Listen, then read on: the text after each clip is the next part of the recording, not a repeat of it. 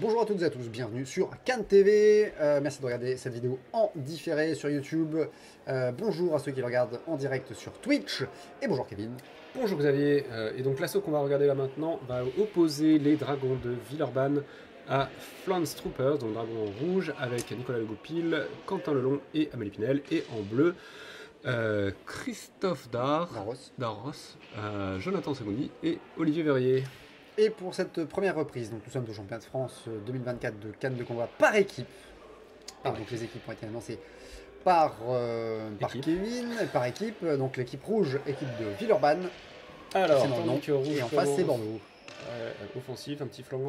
En rouge c'est Quentin Lelon, en bleu c'est Olivier Verrier. Alors, rouge qui est quand même un peu favori, je pense, sur cet assaut. Des 3 tireurs de première série, effectivement. Des gens qui touchent un peu. En face, c'est des tireurs qui peuvent avoir un bon niveau, on les a vus sur cette compétition. Olivier, on le voit, on le croise assez régulièrement sur le circuit aussi, donc c'est un tireur de milieu deuxième série, je pense, qui va petit à petit vers le haut de la deuxième série. Et alors, je crois avoir cette tenue, la tenue de bleu, que c'était lui qui se faisait toucher en jambe rayée. Oui. Si ça se reproduit sur cet assaut, quand il était jambe avant à gauche, il était un peu vulnérable. Donc, c'est peut-être juste un tireur qui avait lu ça. Hein, mais... si je dis ça pour que la jambe noire se fasse toucher. Tentative d'incertitude de bleu. C'est peut-être sur la jambe croisée par contre. Il y a peut-être un. La dernière fois, je l'avais vu vraiment sur la jambe gauche. Hein, ouais, mais tu vois, c'est peut-être en fonction de la garde que Olivier a. Ah non, enfin la dernière fois, c'était même en garde croisée, c'était vraiment la garde croisée à droite. La garde à droite marchait, la garde à gauche. D'accord. C'était vraiment notable que c'était la gauche. Pour l'équipe rouge, c'est Nicolas Legoupil. Qui part sur l'incertitude du latéral extérieur tête qui passe. Et ça marche face à Christophe Darros, qui s'est fait toucher plusieurs fois en tête, on l'a vu au tout début de la reprise. Ouais. Alors rouge qui choisit son timing, c'est-à-dire que là il a marqué ses deux touches, il revient en défense, il attend que bleu fasse un petit peu développe son jeu pour choisir son heure. Voilà, hop, tentative de contre-attaque, j'ai pas vu si elle a touché. Nicolas qui contrairement à beaucoup de tireurs a tendance à faire pas mal d'esquives en ligne haute et parades en ligne basse, alors que souvent c'est plutôt l'inverse. Donc là j'ai de canne pour bleu. Lâcher de canne. Pas de pitié. Attention Nicolas qui se rapproche du bord de l'air, mais est-ce que Christophe a réussi à le faire sortir? Il retouche. À nouveau deux têtes. Ouais, il reproduit là, il est reparti sur la production, il s'arrête plus. La dernière en flanc je pense c'était après le stop. Ouais c'est possible, mais en tout cas il y en a pas mal d'autres qui avaient touché avant, qui avaient déstabilisé Christophe. Là Christophe faut pas qu'il reste, sur des phases comme ça, faut qu'il se barre. Ouais. Là il essaie d'absorber pour reprendre la main, mais c'est pas ça qu'il faut faire. Il est fixé, il ne faut pas attendre que Nicolas s'arrête parce qu'il est aussi connu pour des phases relativement interminables de ses latéraux. Et puis surtout, tant qu'il gagne, il joue. Tant que ça marque, il n'y a pas de raison de s'arrêter. Donc, sortie d'air pour bleu. Aïe, voilà. Et Nicolas qui a mis la pression à Christophe, qui s'est fait avoir, qui est reparti du centre. On l'a vu sur le début de l'enchaînement de Nicolas. Ils étaient au centre de l'air et petit à petit, en fait, il a réussi à le décaler jusqu'au bord. Premier de canne pour rouge. D'ailleurs, c'est la deuxième reprise. Troisième reprise, Amélie Pinel qui rentre face à Jonathan Segondi. Petit clin d'œil au passage, l'équipe bleue fait partie des co-organisateurs de cette compétition, puisque c'est eux qui accueillent à Bordeaux. Ils ont le malus de l'organisateur. Sans doute quelques nuits blanches précédentes de la compétition, c'est possible. Allez, Amélie qui... Oh là oui, parachasser, attention bleu. Ouais, Amélie qui avance, qui met aussi la presse. J'ai pas vu la gestuelle, ça ressemblait à un parade ou développé devant peut-être. Ouais, en tout cas un problème technique. Dommage, j'entends qu'elle avait trouvé les flancs, mais je crois que Amélie avait l'armée à la première, donc c'est à elle que va revenir le point. L'arbitre arrête. Attention, la zone de touche. Alors par contre, qui c'est rouge qui a touché Je crois que c'est bleu qui a rose sur le bras. Précision. Par contre, il tente des choses et puis j'entends que c'est très mobile latéralement. Donc lâcher de canne de rouge, est-ce qu'il sera compté comme désarmement ou lâcher de canne? Oui, c'est un lâcher de canne. Oui, c'est compté.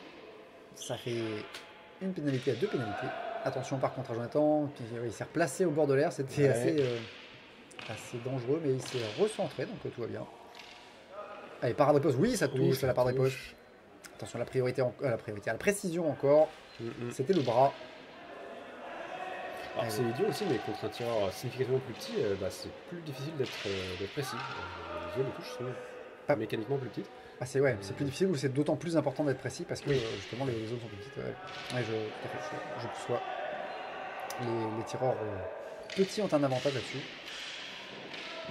Et surtout quand ils sont mobiles, comme Nicolas aussi qui rend les. Alors Nicolas qui a fait une phase d'absorption sur l'entrée de jeu. Voilà. Ouais. J'ai pas vu, enfin il y avait un problème avec lui. Donc ouais, il est en phase un peu d'absorption, il va attendre son heure pour très certainement faire une grosse phase de fixation. Belle esquive de Olivier pour l'équipe. Dommage là, c'est par contre sur l'incertitude des latéraux de Nicolas. Ça c'est difficile, vaut mieux se déplacer ou paraît plus esquiver. Cela dit, là il a fait une belle riposte qui a touché en tête. Il se laisse pas faire. Là, en voie rouge, il a pas pu développer sa machine à latéraux extérieur. Donc, ouais, et là c'est Olivier qui est rentré la contre-attaque, mais c'était trop près. Trop loin, plus trop près. Ouais, Nicolas qui a plus le sens du moment en fait où reprend la main. Là on le voit immobile face à Olivier et Olivier n'arrive pas à toucher. Là voilà, Nicolas interrompt son enchaînement pour toucher directement. Ça c'est le sens du combat. Attention, la part de riposte. Olivier qui attaquait un peu pour attaquer. Ah oui, mais là la main il continue au rouge. Voilà, bleu après le risque. Ah, mais l'arbitre se fait reprendre pour. L'arbitre se fait prendre pour ça, et cette gestuelle inconnue auquel le rouge dit je ne comprends pas cette gestuelle. Ou je ne suis pas d'accord, je sais pas, mais il a l'air d'être un petit peu perturbé par alors donc Nicolas est aussi arbitre national, donc forcément il doit avoir un regard sur ça aussi, mais par contre il faut faire attention qu'il fasse la part des deux parce que il pourrait être repris. Oui, mais justement il pourrait être repris pour insubordination. Oui, exactement, je veux dire, là il est dans un rôle de tireur, donc il n'a pas son mot. Et c'est Quentin pour l'équipe rouge face à Christophe. Moins expansif, moins productif, mais généralement c'est des attaques qui touchent. C'est-à-dire que le rouge va plus trouver le bon moment, donc c'est Quentin, pardon, va trouver le bon moment. Ouais, Quentin qui n'est pas trop inquiété pour l'instant par les attaques de Christophe, on le voit paraître sur place. Il prend son temps. Il n'y a pas de. Il laisse se fatiguer. Il n'est pas en difficulté. C'est dommage, c'était bien esquivé de bleu. Il va chercher les jambes arrière, mais c'est bien esquivé par Christophe. Et il reprend sa distance après, Quentin, assez tranquillement. Il cherche la jambe avant, et Christophe il va venir. Un flanc qui passe sur une jambe, là il y a eu le doublage. Doubler ça marche. Ouais, et encore le flanc là, ça y est. Quentin a vu une ouverture chez Christophe au niveau du flanc. Donc il y a des chances qu'il l'exploite pas mal de fois. Sauf que c'est terminé. La reprise l'en empêche. Peut-être qu'il a passé le mot à ses coéquipiers. Et le flanc. Ouais, exactement. Les coéquipiers sont des seconds qui en plus peuvent parler au moment du transfert, d'échange. Ce qui est quand même rare d'expérience. C'est difficile à faire. Pendant qu'on se phrase de dire vas-y fais ça. D'autant que c'est généralement pas le même tireur qu'on a en face. Non. Donc là je crois qu'il y a un problème de zone, le rouge s'en est excusé. Ouais, fair play. Et encore il va chercher la tête, le touche en tête, Nicolas. Il a peut-être vu une faille dans la défense de Jonathan. Ah oui, ça touche en jambe. Là, Nicolas qui est plus sur des phases des petites séquences d'attaque. Ouais. Il n'est pas sur des enchaînements très longs. Il fait 1, 2, 3 attaques, ça suffit. Il fait 2, 3 touches à l'intérieur et il reprend sa distance. Il revient se protéger après derrière tranquillement des ripostes de Jonathan. Et Jonathan qui peine à trouver des ouvertures. Ouais, du coup, comme il y a ces phases comme ça d'attaque, il faut arriver à trouver le bon moment pour entrer dedans, mais sachant qu'il revient derrière direct avec une phase de 3 attaques qui est exécutée. Et Jonathan qui a fait une contre-attaque très bien vue en jouant sur sa mobilité latérale, justement, il a réussi à faire en sorte que l'attaque de Nicolas passe au-dessus de sa tête tout en touchant la jambe de avant. Donc c'était bien vu. Là c'était intéressant, il s'est fait bleu reprendre pour manchette, parce que très certainement il a pris trop de manchette parce qu'il est plus grand que son adversaire. Ouais. 7ème reprise, c'est Amélie pour l'équipe rouge qui rentre face à Olivier pour l'équipe bleue. Olivier qui entame les hostilités, mais pas riposté de la part d'Amélie. La trajectoire était limite. Ouais, mais Amélie qui a décidé d'interrompre. Elle laisse Olivier produire un petit peu, et puis dès que possible, interruption, pas interception. Interruption. Attention, par contre, au fond de l'accent très très haute, mais ça va, c'est pas. L'arbitre est moins sensible à ça. Par contre, attention, là, c'est plus très lisible. Les deux tireurs sont touchés des deux côtés. Attention, parce que là, les juges pourraient avoir beaucoup de mal à marquer les touches. Ouais, là, c'est difficile à dire en termes de priorité. Ouais. Par contre, c'est interrompu encore la part d'Amélie qui reprend la main après derrière. Allez, qui va chercher les touches en flanc. Allez, qui va. Bleu qui absorbe, qui recule, qui la laisse développer son truc pour pas prendre de risque. Ah, il tente de venir en flanc, mais ça touche en main malheureusement, puis il arrive en jambe. Et là, il est touché en flanc. Allez, c'est bien esquivé. Bonnes esquives de la part de Olivier. Attention, tireur rouge à Amélie, sur certains, c'est latéraux extérieurs main droite. Le gouvernement est juste droit. Ça fait un peu un virage. Un peu tardif. Mais après, c'est toujours la même chose. Hein. Si c'est un virage suffisant pour que les arbitres cliquent, que les juges cliquent, pardon. Ouais. Absolument. L'essentiel, c'est le clic. Jonathan, pour l'équipe bleue, a décidé de mettre la pression d'entrée de jeu sur Quentin de l'équipe rouge. Et Quentin qui se laisse pas faire, évidemment. Il va chercher la jambe arrière. Alors Quentin qui est plus offensif sur celle-là, sur les autres, il est plus dans l'absorption. Là, il a peut-être parce que son adversaire a essayé de lui rentrer dedans. C'est pas faire. Ça touche. Bras, malheureusement. Quentin qui est précis hein, pour le coup sur ses attaques. On voit vraiment toucher la ceinture quasiment, le milieu du tibia. C'est très propre. Et Jonathan du coup qui tâche de produire. Je pense que là c'est l'équipe bleue qui a décidé de mettre la pression parce qu'ils se sentent en retard sur le score. Donc il faut tâcher de produire, il faut tenter des trucs. La belle parade riposte de la part de Jonathan. Attention par contre au bord de l'air. Il doit être très proche là. Quand on sort du cadre, sachez-le, hein, si vous sortez du cadre, c'est que vous êtes très proche du bord de l'air. Jonathan qui retente des contre-attaques, mais par contre c'est Quentin qui va le chercher en jambes. Et il va chercher la touche, hein, il s'arrête pas. Voilà, il va chercher encore. Donc ça nuit beaucoup aux contre-attaques de Jonathan, hein, qui les tente encore. Elles sont bien faites, hein, je pense qu'elles sont bien dans le timing. Le problème c'est que Quentin il sait quoi faire, il va chercher en flanc, en jambes des actions qui sont difficiles à esquiver. Alors là il s'est fait rater, semble-t-il, pour une zone de touche. Ouais, j'ai l'impression que j'ai touché le bras. Fin de la reprise, la 9e et dernière reprise. Bien tenté hein, de la part de Jonathan. Alors tandis qu'Amélie bien contré de la part de Quentin. Et dernière reprise, Amélie, pardon, face à Christophe. Ouais, alors tentative de feinte, bleu, il met l'incertitude. Amélie qui rentre, qui pousse. Allez, le flanc, ça passe. Il recule, c'est difficile pour lui là. Là, elle lui rentre dedans, il est obligé de reculer. Elle absorbe en plus un les ripostes. Lui, il est pas vraiment à sa distance, quoi. Il est obligé de partir jambe arrière en essayant de lui passer autour. Le fait d'avancer comme ça, pratiquement, il ne faudrait pas qu'il recule du tout pour ce but contre son. Pour la gêner. Et là, il n'est pas à distance. Là, il est vraiment emmerdé parce qu'elle pousse, elle est à sa distance, lui, il n'est pas. On a vu qu'à un moment, il n'a pas respecté l'alignement camera épaule. C'est dur pour lui. Là, il faut faire du décalage, il faut jouer près avec ne pas reculer sauf au moment d'impact. Il ne doit pas être habitué à ce style de jeu. Le style j'avance, je produis, j'avance pour me mettre à distance. Et puis surtout, je te laisse pas de temps pour toi te remettre à distance. Pas d'occasion.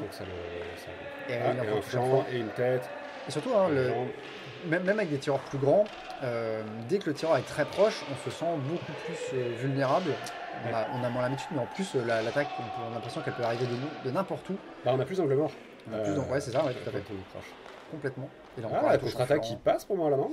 J'ai vu la touche en flanc d'Amélie, je pense que non. J'ai cru entendre un claque en plus, donc je pense vraiment qu'il y a une touche. Et Amélie qui va chercher la touche systématiquement, même si c'est parfois un peu discutable sur la trajectoire, c'est pas grave, ça passe. Oh bah tiens, et justement pendant qu'on en parle, Amélie va nous rejoindre sur le chat. Amélie rejoint sur le chat. Ah bah c'est la fin. Ouais. C'est la fin, et là je pense que ça a mis... Oui, voilà, déjà, bon, Dragon Villeurbanne était quand même plutôt à l'aise, je pense, au niveau du score. Là, Amélie, sur cette dernière reprise, c'était assez impitoyable. J'avance, je touche.